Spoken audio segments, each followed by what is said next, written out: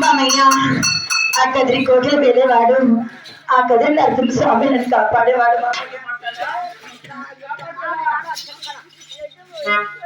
ఇప్పటికైనా మించలేదు.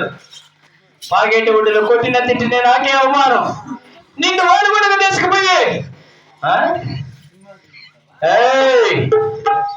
నీవు చిన్ననాడు చేసిన చిరుకలతో పాగేటి ఒడ్డున దిగదొక్కి కారణంతో నా యొక్క ఓడుగుండకు మనం రావాలను. అంతే మంద పేరునే పుట్టి పేరే. ఇప్పుడే కొడుక